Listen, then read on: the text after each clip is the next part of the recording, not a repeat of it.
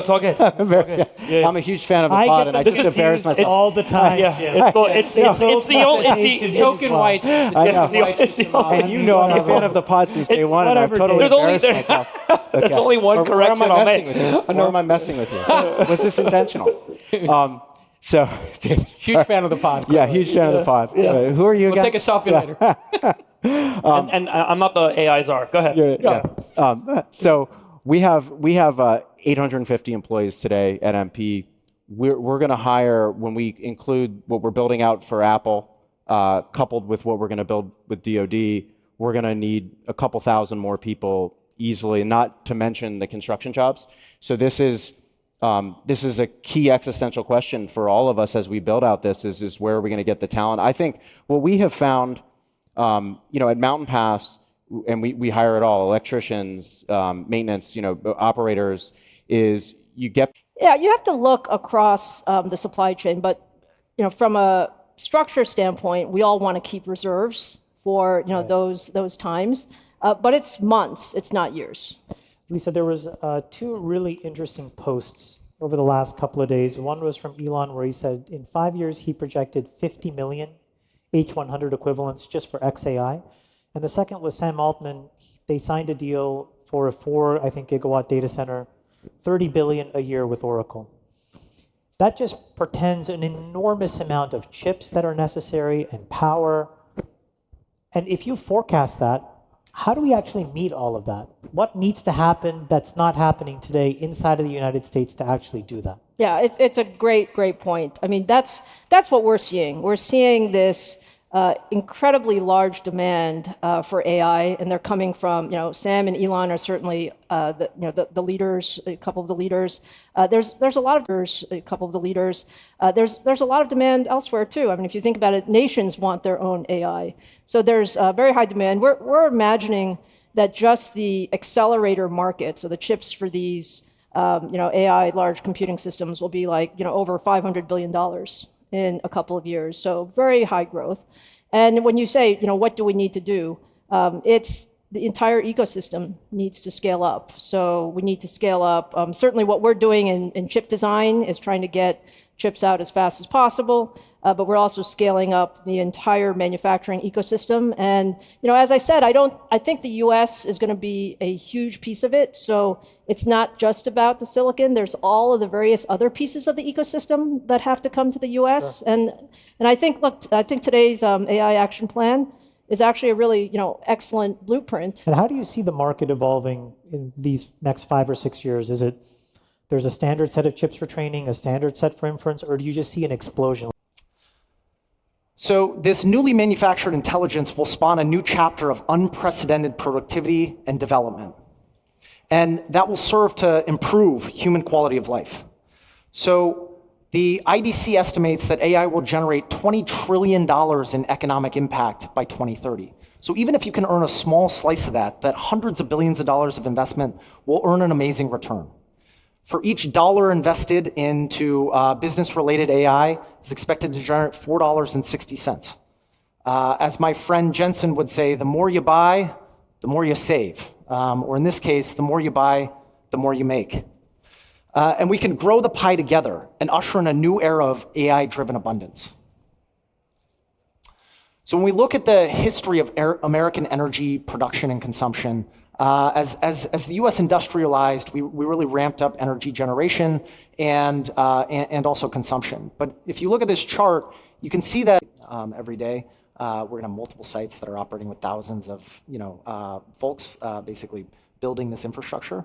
So labor is definitely like one of the big bottlenecks, and we think it's really important for America to make these massive investments in the workforce to really build the infrastructure for the future. And do you think that requires some real reskilling, where it's like people from oil and gas or like construction having to go into just totally net new fields, or is it something where you guys are actually able to pull on pre-existing talent pools pretty quickly? Both. There's a lot of existing labor at that facility in Abilene. We're actually pulling labor from all 50 states at this point, believe it or not. So making like a company town, importing people in. Yeah, we have about 50% of the people are from Texas, but we are importing a lot of labor to make the project happen.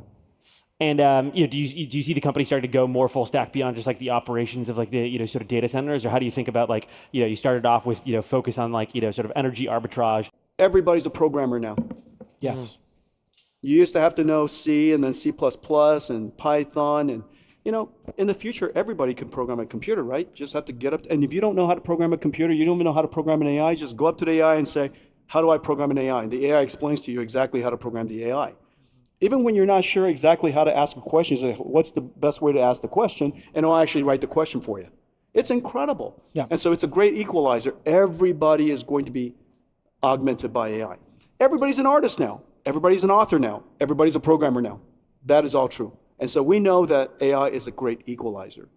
We also know that it's not likely that, although everybody's job will be different as a result of AI, everybody's jobs will be different. Some jobs will be obsolete, but many jobs will be created. The one thing that we know for certain is that if you're not using AI, you're going to lose your job to somebody who uses AI. We plan together, we work on transitions. It's really quite early these days. What's the lifespan now? I was looking into how they're amortizing, these units 4 or 5 years. What happens to this massive build out in year 6, 7, and 8? What will be the use of those computers if you keep building such great products that replace them at 2, 3, 4 times? What do we do with all that? Concepts are happening right now. The first thing is every generation we increase the performance by X factors. Yeah. If the perf per watt goes up by X factors, whatever your data center power is, we just increase your revenues by X factors. Right. So perf per watt is equal to revenues. Perf per dollar equals the cost. And so when we increase your perf per dollar by X factors, we reduce your cost by X factors. Does that make sense? That's the first idea.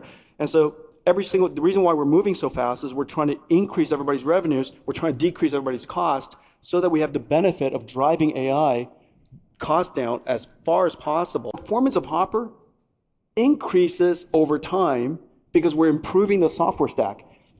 Hopper improved in performance by us and others by a factor of 4 in the time that we shipped it.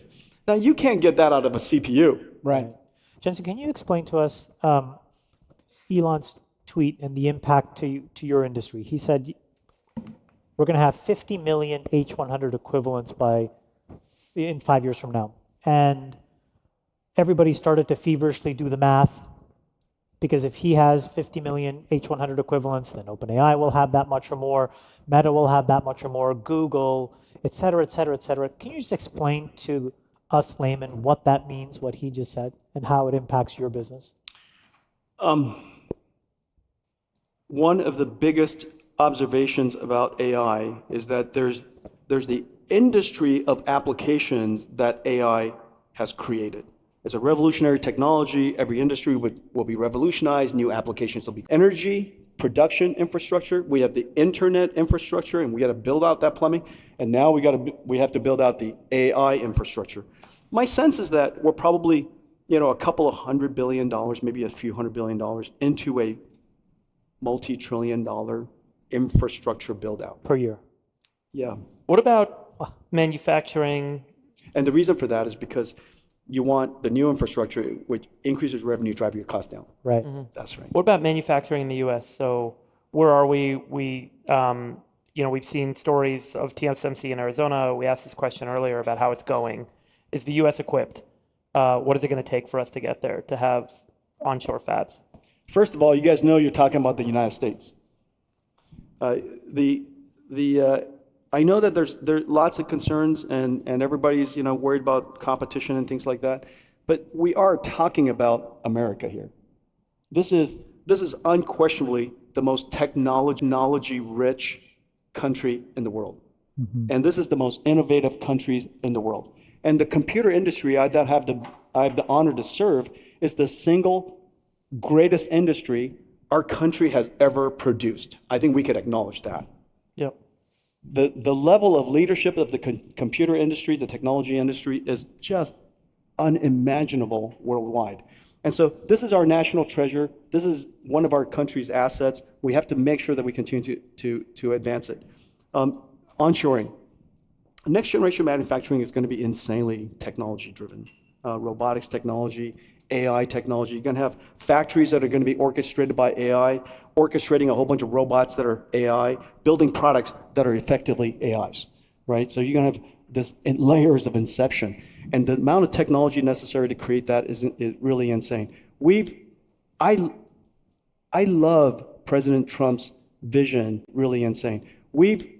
I love President Trump's vision, bold vision, of reindustrializing the United States. That entire band of industry that's missing, we outsource too much of it, frankly. We don't need to insource all of it, but we ought to bring onshore the most advanced, the most economy sustaining, driving, national security enhancing parts of the industry.